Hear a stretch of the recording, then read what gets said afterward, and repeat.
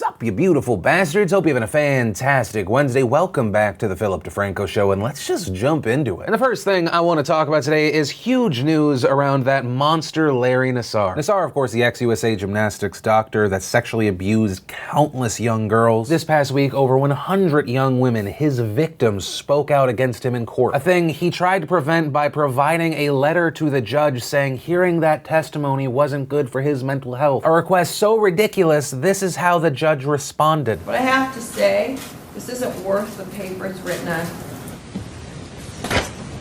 And after all these women spoke out against this monster, their abuser, the news today is that Larry Nassar has been sentenced to up to 175 years. It is my privilege to sentence you to 40 years. And when I look at my cheat sheet, 40 years, just so you know and you can count it off your calendar, is 480 months. The tail end, because I need to send a message to the parole board in the event somehow God is gracious, and I know He is, and you survive the 60 years in federal court first, and then you start on my 40 years, you've gone off the page here as to what I'm doing. My page only goes to 100 years. Sir, I'm giving you 175 years, which is 2,100 months. I just signed your death warrant. I will say, I didn't know you could openly be that savage as a judge. But that said, with this situation coming to an end, what I do hope is that there is some closure for his victims. As of right now, it appears that he has abused at least 168 young girls. I wish we had the technology to make it so that Nassar had to serve every single day of that 175 years. But knowing that he will never take a free breath again, knowing that all of the people that he hurt that wanted to were able to speak to him. These young women who were shamed and silenced by him being able to speak to this now no longer predator, but a caged, disgusting, powerless monster. Then I just want to briefly mention the Logan Paul situation. A lot of people have been tweeting me saying, Phil, you called it. Yesterday I said, most likely we're gonna see one of two things happening, maybe a hybrid. One, Logan Paul coming back saying he learned his lesson and then throwing himself into maybe a charity or donation or doing something with like a cute kid. This man to show that he's trying to learn and be a better person. Bonus points if in that video, when he's being real with you, if there's sad or sympathetic music, double bonus points if it's just piano. And today Logan Paul came out with a video called Suicide Be Here Tomorrow. In it, he talks to several people, including Kevin Hines, who of course famously jumped off the Golden Gate Bridge and survived. Also speaking with the director of the National Suicide Prevention Lifeline. Both sharing words I think are very important to hear. And yes, as I called yesterday, he said that he's trying to learn, he's donating, he's pledging $1 million, and piano music did play under it.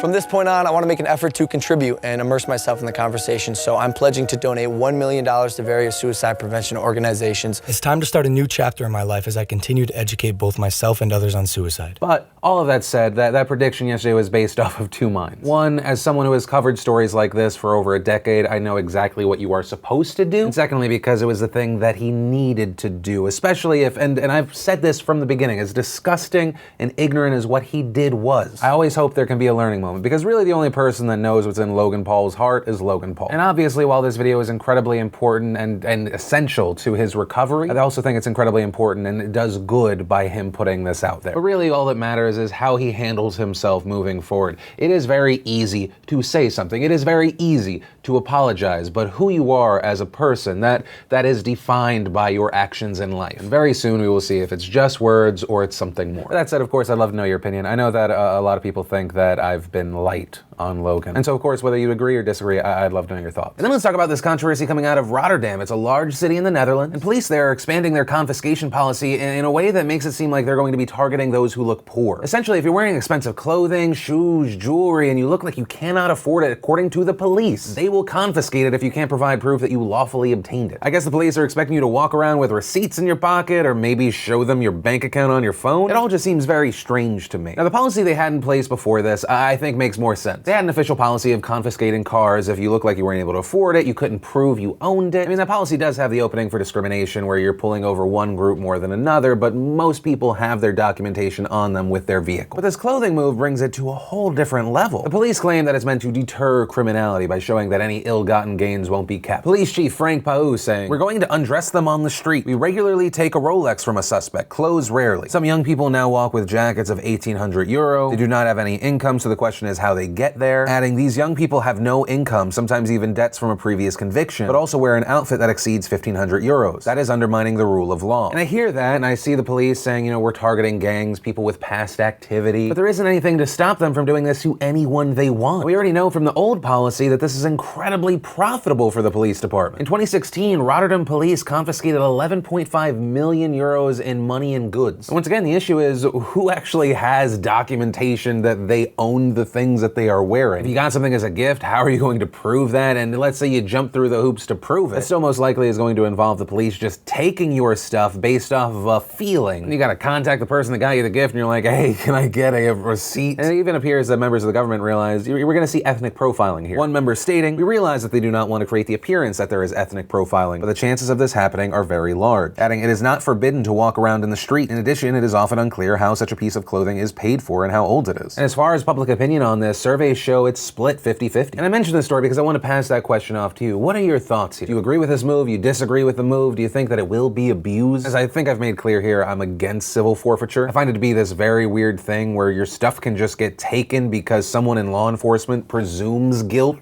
doesn't prove it. There's no charges, no conviction, and I think if we look to the United States, there are a lot of abuses there. It just goes against the whole general mindset of you are guilty beyond a reasonable doubt. Prove it in the court of law, you get your due process, but that's my opinion, and I'd love to know yours. And then let's talk about founder and creator of the Young Turks, Cenk Uygur, coming under fire. And there are two stories around that. The first being that Andrew Jones, a black journalist who worked for the Young Turks from May 2017 to October 2017, has filed a complaint with the New York State Division of Human Rights against his former employer. The complaint starts by alleging that Jones was not selected for a job as a field reporter, even though the candidate that was chosen, who is white, was far less qualified in comparison. The complaint goes on to state that eventually Jones was offered a job after the managing editor, Jonathan Larson, said the Young Turks, quote, had additional money for a second reporter. But at a later time, an employee of the Young Turks allegedly overheard Larson saying that the Young Turks hired Jones because he was black. The complaint alleges that from the start, Jones failed to receive any guidelines or structure to give him any basic understanding of his responsibilities. And despite that, Jones said he put out articles that he feels were well written. But still, his boss, Jonathan Larson, was allegedly much more critical of his work than other reporters. By June, Jones said he realized he would not be provided with opportunities to travel and do investigative work as he had originally been told. The complaint noting that other white employees with the same, quote, field reporter title were given those travel opportunities. On August 5th, Jones says he talks to Cenk about his frustrations with Larson, the travel budget, deadline issue, shifting standards, slow response times, hostile behavior. And according to the complaint, Jones specifically identified that there appeared to be a racial dimension. But according to Jones, Cenk ignored the complaints and instead told Jones that complaining about racial discrimination by his supervisor was a fireable offense and said he should shut the fuck up and deal with it. Jones then said he just continued to work under Larson's supervision. The complaint describing instances from there where he wasn't given clear guidelines or deadlines and then was reprimanded for being unable to complete an assignment on time. And Jones believed that Larson's actions here were intended to create a pretext for later termination. Eventually, Jones says Larson's behavior had reached a whole new level. Jones contacts the head of human resources to explain that 1, Larson was dishonest and arbitrary in his reprimand, and 2, explaining why he believed there was clear evidence of racial bias on Larson's part, given that the 2 reporters in his team were not being treated as arbitrarily or as harshly. In response, he says David Kohler, head of HR and a Young Turks founder, called Jones and said that there is going to be an investigation. However, Jones says he never heard from him directly again, and the issue was never really dealt with. There's then an allegation that another exec called Jones shortly after he spoke to HR, giving him a veiled threat. He then describes his experience getting worse. He says he reaches out to Cenk again on September 18th, doesn't hear back, and saying 2 days later he was placed on a probationary 2-week evaluation. When asked, he was told he was an ineffective journalist as he had failed to create any original or exclusive content. Jones then argued that this didn't make any sense. His published work was successful. He was even praised by Cenk. He claims he requested a transfer because he thought Larson was the issue. The request was denied. On October 5th, the Young Turks decided that Jones had failed to meet Larson's professional standards, and the company allegedly pushed him to sign a severance package that would have required him to, quote, waive his civil rights claims, receive approximately 1 month's salary, and resign. Jones said he refused to sign, and on October 9th, he was terminated. Now, to this massive claim, Cenk has responded in a statement to BuzzFeed News, saying the quotes attributed to me in the workplace are completely false. I thought Andrew was a good guy when he worked here. I'll leave comments about his work to the legal proceedings. It's really unfortunate that he has decided to work with a lawyer who has now brought 2 different, unrelated actions against us. Of course, we care a great deal about diversity in the workplace. That is part and parcel of what we do and who we are. We will defend our record and not give in to baseless demands. So as of right now, we'll have to wait and see what happens. We haven't seen emails that back up these claims. It's very much a he said, she said. This is also not great timing for the Young Turks and Cenk because they're just coming off of a whole other scandal. This over posts from Cenk's past that people say are racist and sexist, which isn't the best thing when you are the creator of and one of the main hosts of a progressive outlet. In December, the Wrap uncovered what people have been calling insensitive blog posts from the early 2000s that Cenk wrote. This including things like rules of dating. Rule 1. There must be some serious making out by by the third date. If I haven't felt your tits by then, things are not about to last much longer. In fact, if you don't get back on track by the fourth date, you're done. Rule 2, there must be orgasm by the fifth date. Then in a post called Semi-Pros in Miami, he writes, but it seems like there is a sea of tits here and I am drinking in tiny droplets. I want to dive into the whole goddamn ocean. Obviously, the genes of women are flawed. They are poorly designed creatures who do not want to have sex nearly as often as needed for the human race to get along peaceably and fruitfully. Another post writing, every American is John Wayne to a Japanese girl who needs a new purse, a grammar lesson in English, and a decent-sized penis for a change. Also, a blog post from David Kohler, who we mentioned before, was uncovered. This post describing a moment where he and Cenk came across 3 young girls, saying turns out they were 3 teenage girls, whores in training, literally looking for boys to pick them up. Also later in the post, when describing Memphis, writing, I mean these Negroes were the real deal. I mean these black people just hanging out in the heat. Now in response to this, according to the Rap, Kohler declined to comment, saying I don't want to talk about any of that stuff, thank you for calling. Well, Cenk responded by saying, if you read that today, what I wrote 18 years ago, and you're offended by it, you're 100% right. And anyone who is subjected to that material, I apologize to, and I deeply regret having written that stuff when I was a different guy. Adding, I had not yet matured, and I was still a conservative who thought that stuff was politically incorrect and edgy. Now after this, we saw Justice Democrats, a progressive PAC, step away, cut ties with Cenk, saying we are deeply disturbed by recent news regarding Cenk and David Kohler. Their language and conduct is horrifying and does not reflect our values at Justice Democrats. We would be hypocrites to not act immediately and ask for their resignation. Here is our official statement. And here's the thing, I know that this was a requested story because people wanted me to go in and tear apart Cenk and the Young Turks. A lot of people think that I have a hatred for them. I have a difference of opinion, both with their views, and I feel like they're trying to accomplish something that is more activism rather than journalism. But I also have that with a lot of outlets. Also, I'm the last person that's going to try and crucify someone for something they said 18 years ago. I also have a past where I've said racially insensitive stuff, sexist stuff, because I thought I was so edgy, and that wasn't 18 years ago. Now, I do have an issue with him trying to connect that to him being conservative at the time. It feels like an incredibly out-of-place jab at people that he doesn't agree with at that point. And as far as the other story and the claim of racial discrimination, we have to have more information come out. And that's something that I hope that, well, whether you hate the Young Turks, you love the Young Turks, you hate me, you love me,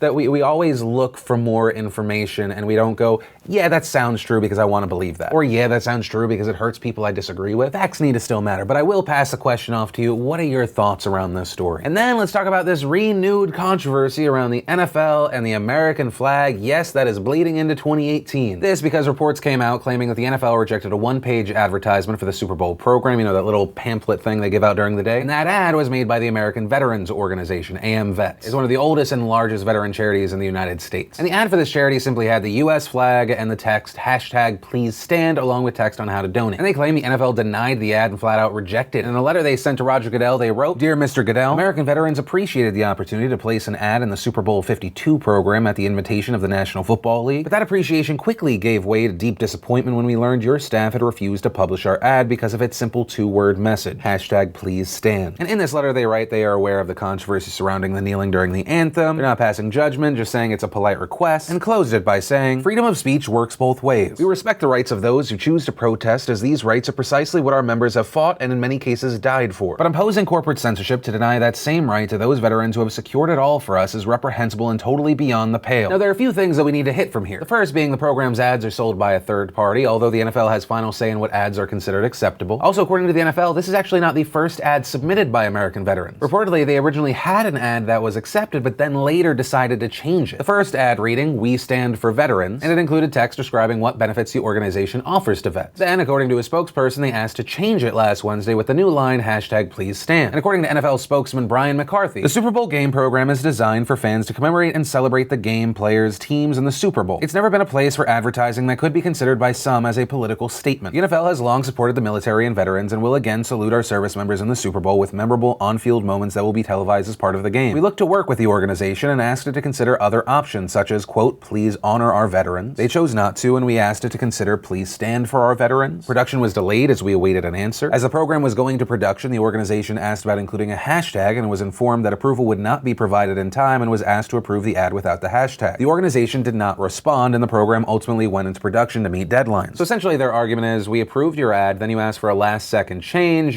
we couldn't come to an agreement, you then didn't respond, you couldn't hold off production any longer, so that's why you didn't get your ad. But then American veterans went on Fox News and disputed the claim. First, that statement outlines a series of events that we did not experience. We were highly engaged with the advertising agency. That statement also does talk about the fact that there was a agency between us and the NFL. They're the ones who we communicated with. They're the ones who came and pitched us for this ad.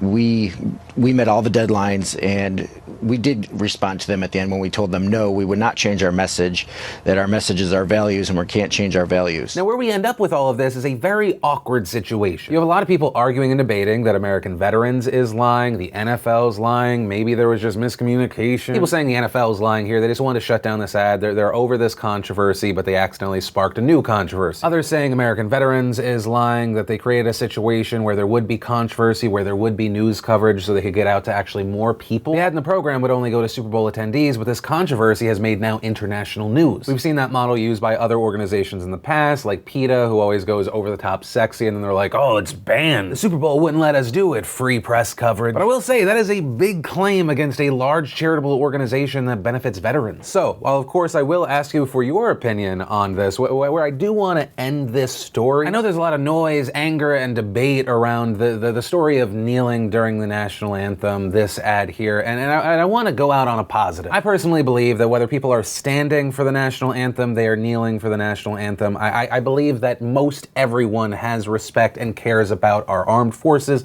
and our veterans. Not all, but I do truly believe that. And no matter your opinion on the American Veterans Organization here, what I would ask is let's make this into a positive. Let's turn this into a moment where we donate to a veteran charity. There are many. Fisher House is a fantastic organization. DAV is great. The Disabled Americans Veterans Charitable Service Trust, the Congressional Medal of Honor Foundation. I'll include links down below. And that's where I'm going to end today's show. And remember, if you like this video, you like what I try and do on this channel, hit that like button. If you're new here, hit that subscribe button. Make sure you don't miss these daily videos, which actually, if you did miss yesterday's show, you want to catch up, click or tap right there to watch that. Or if you want something nicer, lighter, watch the new behind the scenes vlog from today. But to that said, of course, as always, my name's Philip DeFranco. You've just been filled in. I love yo faces, and I'll see you tomorrow.